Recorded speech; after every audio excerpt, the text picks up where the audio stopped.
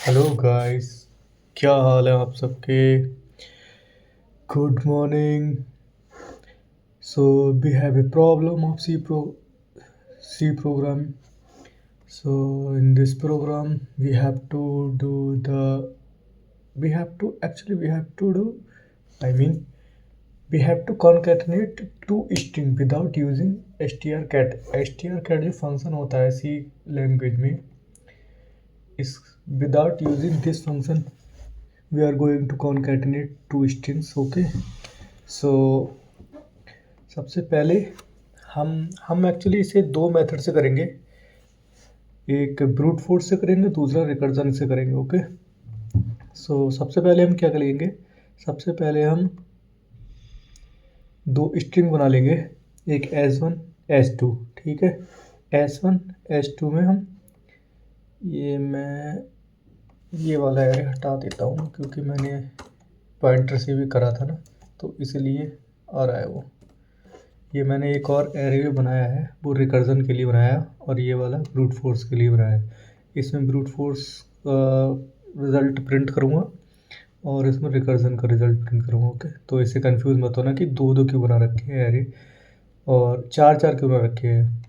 ठीक, चार स्ट्रिंग के मैंने क्यों डिक्लेयर किए हैं। ओके, तो यहाँ पर S1 इनपुट लेना है, S2 इनपुट लेना है। इनपुट लेना है मतलब कि पहली स्ट्रिंग और दूसरी स्ट्रिंग यूज़र से हम इनपुट लेंगे। ठीक, तो पहले हम इनपुट किस तरह से लेते हैं, जो आप पिछली वीडियोस में देख चुके होंगे। इनपुट हम इस तरह से लेते हैं और इसे हम रीड कैसे करते हैं, विद स्पेस। अगर आपको विद स्पेस रीड करना है तो आपको इसका यूज़ करना पड़ेगा, अदरवाइज़ अगर आप स्पेसेस बिना स्पेस के मतलब स्पेसेस को मतलब पहला वर्ड जो है उसे रीड करने के बाद अगर आप छोड़ना चाहते हैं, मतलब आगे की जो भी स्ट्रिंग है उसे आप छोड़ना चाहते हैं, तो आप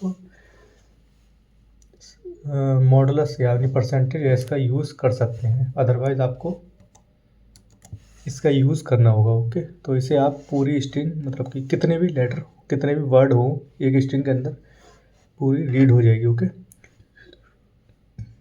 तो हम एक फंक्शन कॉल करेंगे कॉनकैट ब्रूट्स नाम से, और हम तीन variable I mean string 1 string 2 and result 1 को हम कॉल कर देंगे। ओके, और तो हम उसके बाद हम क्या करेंगे, एक फंक्शन बनाएंगे ब्रूट कॉनकैट। अगर जो नाम हमने यहाँ पर दिया है सेम उसी नाम से हम एक फंक्शन बनाएंगे वर्ड वाइड से लेके, और जो जो हमने वेरिएबल इसके अंदर स्टोर कराए हैं वही वेरिएबल हम यहाँ पर इनिशियलाइज कर देंगे और सेम डेटा टाइप से। ओके, तो सेम डेटा टाइप से हम बस आप अगर यहाँ पर चाहे नाम चेंज कर सकते हैं, इससे कोई प्रॉब्लम नहीं है, बस उतने ही सेम वेरिएबल होने चाहिए जितने हमने वहाँ पर कॉल किए हैं फंक्शन के अंदर।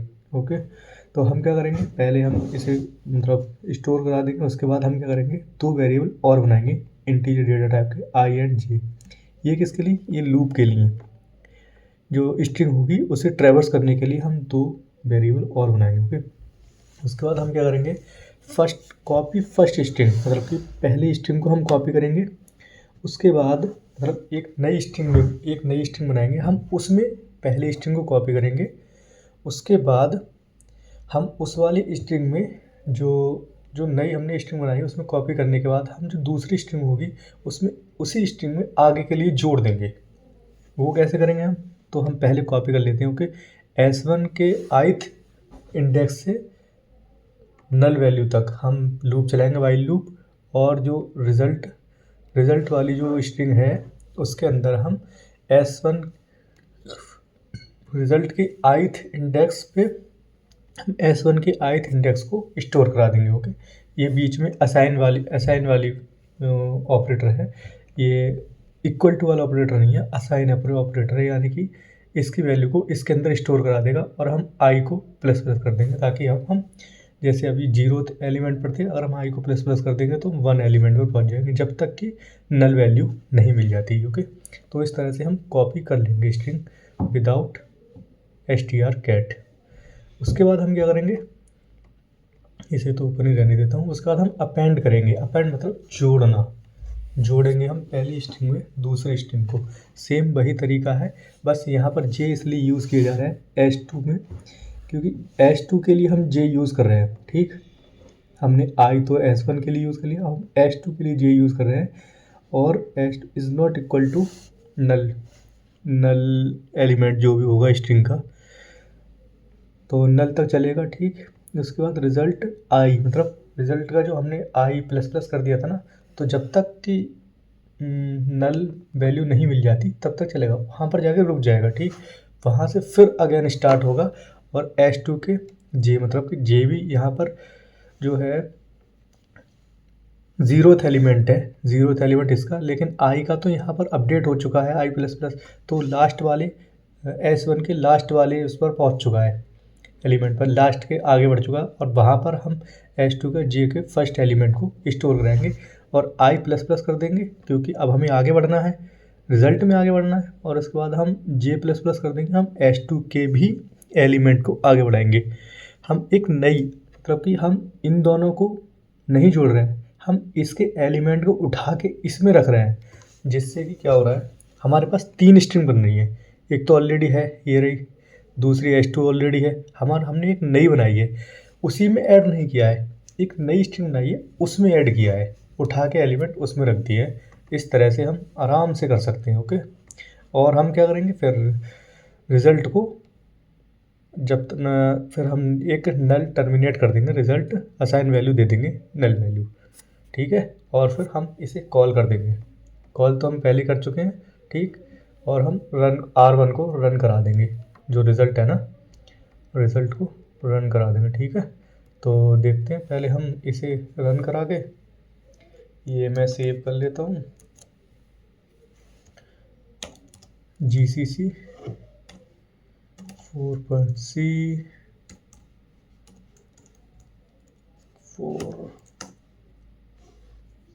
I think it will run, okay. तो मैं पहली स्ट्रिंग को क्या डालूँ, गलगोटियास, एक स्पेस भी दे देता हूँ, ठीक है, क्योंकि उसमें स्पेस आ जाए, यूनिवर्सिटी स्पेस आ गया। अगर मैं यहाँ पर स्पेस नहीं देता उसके बाद में, जैसे आप चेक कर सकते हैं, जैसे मैं अगर स्पेस नहीं दूंगा,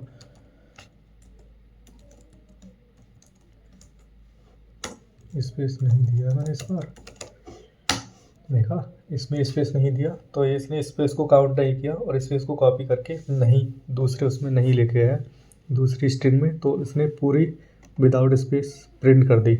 मैंने यहाँ पर स्पेस यूज़ किया था तो उसने स्पेस ले लिया, ओके। स्पेस को भी काउंट करता है, क्योंकि आज का ही वैल्यू स्पेस की भी है, तो स्पेस भी एक कैरेक्टर ही है ना, तो इसको स्पेस को भी काउंट करता है, ओके। तो अब हम एक और, इसे मैं कमेंट ऑफ कर देता हूँ। अब हम क्या करते हैं, इसे रिकर्जन वाले मेथड से देखते हैं, ठीक। एक फंक्शन बनाते हैं कॉनकैट रिकर्जन नाम से, और ठीक है, 3 मतलब स्ट्रिंग 1 स्ट्रिंग 2 को अंदर हम स्टोर कर देते हैं, और R2 मतलब कि न्यू स्ट्रिंग के लिए हम इसमें दे देते हैं, और उसके बाद इसका तो अभी काम नहीं है, प्रिंट कराने पर काम होगा, ठीक है। हम फंक्शन को कॉल कर देते हैं, फंक्शन को कॉल करेंगे, हम जाएंगे, ये रहा कॉनकैट रिकर्जन, ठीक। कॉनकैट रिकर्जन में हम जाएंगे कैरेक्टर *S1, यहाँ पर हम रिकर्जन में रिकर्जन के मेथड से हम सवाल सॉल्व करेंगे, प्रॉब्लम। तो यहाँ पर जो भी है एस्ट्रिक मतलब कि एड्रेस ले रहा है, ठीक। जो स्ट्रिंग 1 है, स्ट्रिंग 1 का एड्रेस ले रहा है, ये यहाँ भी एड्रेस है स्ट्रिंग को, और यहाँ भी रिजल्ट का एड्रेस है, ठीक है। तो यहाँ पर और 2 फंक्शन बनाएंगे, copy recursion S1 comma result, और अपेंड S2 रिजल्ट, मतलब कि S1 है, S1 को हम रिजल्ट के अंदर कॉपी करेंगे, और अपेंड S2 को रिजल्ट के अंदर अपेंड करेंगे, ठीक है। इसके भी हम 2 अलग और फंक्शन बनाएंगे, ठीक है। तो सबसे पहले हम कॉपी रिकर्जन का एक फंक्शन बनाते हैं, और इसके अंदर जो भी वेरिएबल स्टोर किए वही वेरिएबल हम यहाँ पर देंगे, ठीक। 2 वेरिएबल दिए हैं तो 2 ही वेरिएबल यहाँ पर देंगे, सोर्स एंड डेस्टिनेशन, ठीक है। तो हम क्या करेंगे, सबसे पहले कॉपी करेंगे स्ट्रिंग src इक्वल टू ये इक्वल टू है, ठीक। जब तक कि नल वैल्यू नहीं आ जाती तब तक को कंडीशन को रन करना है, कंडीशन तब तक चलती रहेगी, ओके। और डेस्टिनेशन में नल वैल्यू को हम स्टोर करा देंगे और रिटर्न कर देंगे। उसके बाद डेस्टिनेशन इक्वल टू सोर्स, यहाँ पर है सोर्स की जो वैल्यू है डेस्टिनेशन के अंदर स्टोर करके रिकर्जन है तो फंक्शन खुद को कॉल करेगा सोर्स +1, यानी कि सोर्स की एक वैल्यू बढ़ाएगा, उसके बाद डेस्टिनेशन +1, डेस्ट की एक वैल्यू बढ़ेगी, सोर्स की एक वैल्यू बढ़ेगी, अगेन डेस्ट की एक वैल्यू बढ़ेगी, जब तक कि नल वैल्यू नहीं आ जाती तब तक ये दोनों बढ़ते जाएंगे, ओके। उसके बाद हम जब तक कि नल वैल्यू नहीं आती और फंक्शन कॉल होता रहेगा अगेन एंड अगेन। उसके बाद हम जाएंगे, क्यों ऑफ कर देता हूँ मैं, न्यू फंक्शन बनाएंगे अपेंड रिकर्जन नाम से, अपेंड रैक नाम से, और कैरेक्टर हमने इसमें भी दो ही दिए तो दो ही सोर्स एंड डेस्टिनेशन दोबारा से वेरिएबल बनाएंगे इसके अंदर। और इसके अंदर हम फिर अगेन वही काम करेंगे कि destination equal to null value, जब तक कि नल वैल्यू नहीं आती तब तक को आपको ये condition again and again run करते रहना चाहिए, ये कंडीशन चलती रहनी चाहिए। हम वो फंक्शन कॉल करेंगे कॉपी रैक वाला, कॉपी और src कॉमा डेस्टिनेशन, जब तक कि मतलब कि चेक हो रहा है ये और अगेन एंड अगेन चलता जा रहा है ये, ठीक। फंक्शन को हमने कॉल कर लिया, उसके बाद हम रिटर्न, उसके बाद अपेंड rc, मतलब कि रिकर्जन है तो अगेन रिकर्जन में फंक्शन खुद को कॉल करता है, खुद को कॉल करेगा तो सोर्स कॉमा डेस्टिनेशन +1, सोर्स में हम क्या करेंगे, जो न्यू हमारे पास स्ट्रिंग है और हमने जो डेस्टिनेशन +1 जो लास्ट वाली वो बनाई है, ठीक, ये रही डेस्टिनेशन में हमने स्टोर किया था ना, तो सोर्स को हम डेस्टिनेशन में स्टोर कराते जाएंगे, ठीक है। और इस तरह से हम रिकर्जन का फंक्शन बना लेते हैं। अगर हम इसे बस यही है, रिकर्जन में हमें समझना है कि किस तरह से हम बेस केस एंड किस तरह से हम रिटर्न करा सकते हैं। ये रहा इसका बेस केस, रिकर्जन के अंदर एक कंडीशन होगी और उसके अंदर जो बेस केस कहलाता है।